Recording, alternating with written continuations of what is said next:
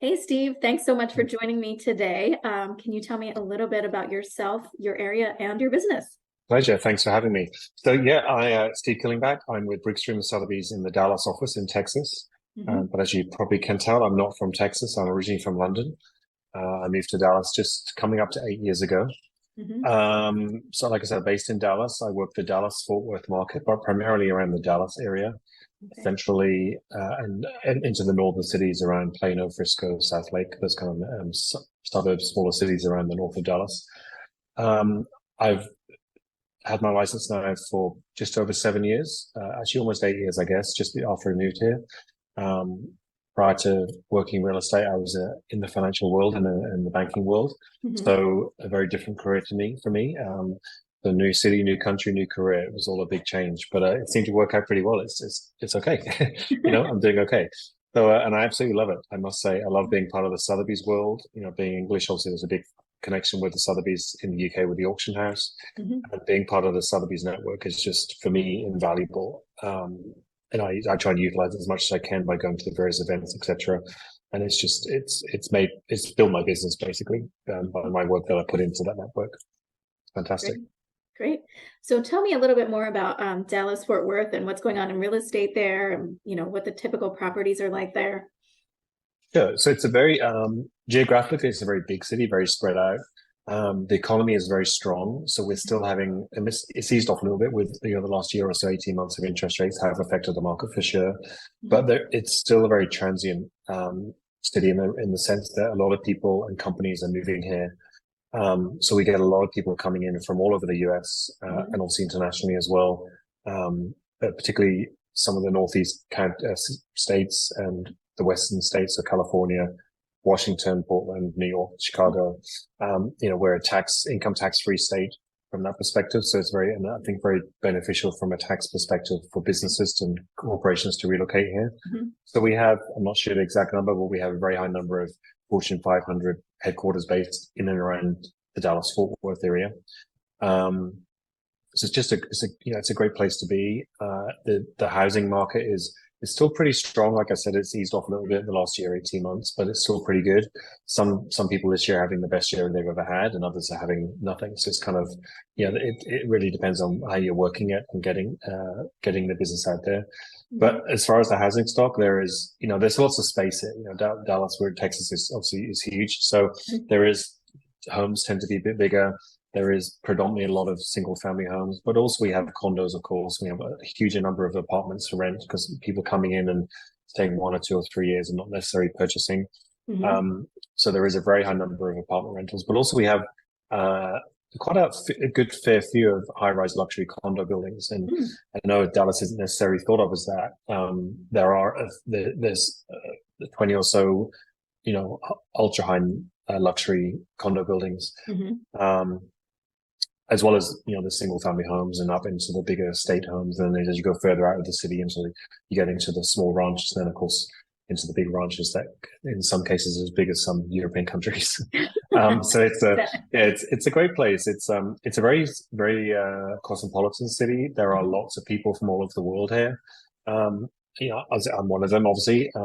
So you often don't meet many people that are directly from Dallas historically, so generationally.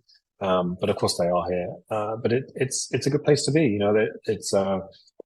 It's just there's lots going on there. Fort Worth side of things tends to be more of they call Fort Worth Cowtown, so it tends to Hmm. be more of the cowboy image. Right. The image of people have of Dallas. I know I have it of myself before I moved here. Well, for me, the reference point was the TV show in the '80s because growing up watching the TV show. Um, but the image may be that you have that it's oil wells, cowboys, and ranchers. And actually, that's not the case at all for Dallas. Dallas doesn't have any of that really. I mean, a little bit. There's no oil wells around here. There really aren't any ranchers. They tend to be further south and west. Hmm. Um, so it's just a very different city. It's a vibrant city, lots happening, and being in the middle of the country, pretty much, Hmm.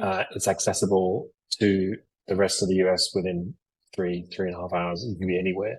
And Right. also we are the base for American Airlines, as well as Southwest Airlines. Hmm. So, it's a great place. Sounds awful, but a great place to leave from. You can get everywhere pretty quickly from being here. And I think that's why a lot of companies and people move here, relocate here because the accessibility to the rest of the country and of course internationally. Right. Okay, well, let's talk about price points too. I'm sure they vary pretty wildly Yeah. based on the area and the size of the Yeah. city. But what tell me about the condos. Perhaps you can share one of your listings. Yeah, certainly. So the average, the median price point across Dallas for single family homes, I look print this out to make sure I got the numbers correctly, is just around about 400,000. And also Okay. that's the median price.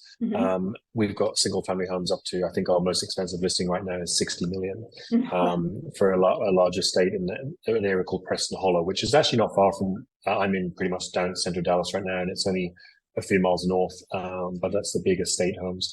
Condos, yeah, I've got a great listing right now. It's in an area called Turtle Creek, which is a very beautiful area of parklands and lakes, pretty much right in the middle of Dallas. It's an older building. It's 1958. It's very prestigious. The full 24/7 valet concierge, very high end luxury building. And the unit I have, for instance, there is on the 21st floor. 2 bedrooms, 2.5 bathrooms, absolutely beautiful, 3 huge terraces overlooking all of Dallas. So it really is a fantastic place to be. And that's priced at just under 2 million, 1,995. Wow. Which is it's obviously not one of the cheaper condos in Dallas, but it's also by any means not one of the most expensive. We have other condos listed that are into the $8 and $9 million in condos in the high rises. And then there's, of course, at the other end, there are condos listed for $400,000-$500,000, and not in those buildings, but in very nice buildings that are equally as nice and accessible to most things that Dallas has to offer. Incredible. So are there any sort of buyer wish list trend items that you've been hearing about recently? I can pickleball is in Florida. Yeah, we've had some of that for sure. Actually, the condo I have listed at the building itself has obviously a fitness center, and there's a tennis court and a pickleball court. So yeah, good point of reference. One thing we had, particularly as COVID hit, and during COVID and a little bit too much now, is that people's lifestyles have changed, the way they work and the way they live. So one of the big requests was 2 office spaces, or 2 spaces they can turn into have 2 dedicated office spaces. So people are working from home. You don't want necessarily running your business or working in your working life at the kitchen table. You need a space you can walk in and close the door, and that became a very requested request for people looking for moving here. And of course, the weather can be somewhat extreme sometimes. Coming from London, I'm still, after 8 years, I'm still not used to it sometimes, but it does get incredibly hot during the summer. So a swimming pool is often a big request to alleviate some of the heat, because the weather can be quite extreme. Just people they come in for the space, particularly coming from the bigger cities like New York, San Francisco, Chicago, where perhaps they're living in a condo and they want to move away from that 1 or 2 bedroom condo into more of a single family home, or a beautiful single family attached, and they want more space. Not necessarily that, we have homes that are 20,000 square feet, but there's also normal homes that are 2, 3, 4,000 square feet. So it was a request to have more space, really, particularly where they're coming from. That's great. And so I'm wondering too, though, you probably have, since you have so many people, executive people coming, you probably have a big population that has second homes elsewhere. Yes. Yeah. A lot of Dallasites have second homes in the colder climates. So Colorado's our number 1 spot for second homes. So people will escape the summer, the heat of the summer, and go to Colorado. So as far as actually relating that back to our real estate market and business, July and August and somewhat September to some degree can be very quiet, because people have left town to escape the heat if they're able to. And then there is also quite a big second home market in Dallas. So Dallas actually is the second home. So a lot of people will have a primary home in another state or even overseas, and they'll have Dallas as that actually is officially is their primary home, because it's a great benefit for tax purposes. For no income tax in the state. But so there is quite a lot of people live there that will have multiple homes across the US. But if the primary home is in Dallas, then a lot of people, if they're able to do it, are fortunate enough to do it, they'll have a second home in, like I said, Colorado or even Hawaii. Get one of them all, because we're landlocked. I think we're the largest, if I'm right in saying this, the largest US city that has no accessibility to any body of water. I didn't even think of that. Probably. Yeah, no, there are lots and lots of lakes in the area. You can drive. There's a lake kind of in the city, White Rock Lake, which is just a few miles from where I am right now, and then you can drive an hour or two to numerous huge lakes. But there's no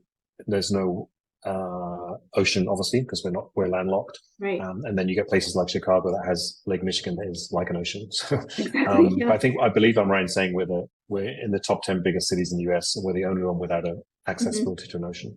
So I've talked to, it's interesting that you say that, bring up the lakes. I've talked to a lot of agents in Canada or even the North United States. Is there any type of kind of cottage culture or lake cottage culture?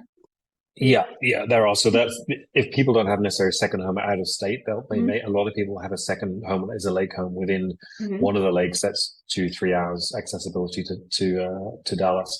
We're quite close to the Oklahoma border as well, so a lot of people go into Oklahoma and have cabins or lake homes up in there as well. But also down south, if they go further southwest down to kind of west of Austin, you get into the hill country. But yeah, a lot of people have lake homes, and there are lakes. Within 2 hours, there's some beautiful lakes around, and they'll fish or whatever. I bet.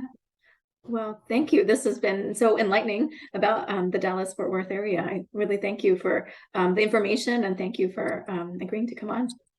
Pleasure. Yeah, it's a good place to be. So come visit. Anyone's looking, come visit. Or if you're looking to find out more about anything, then just let me know.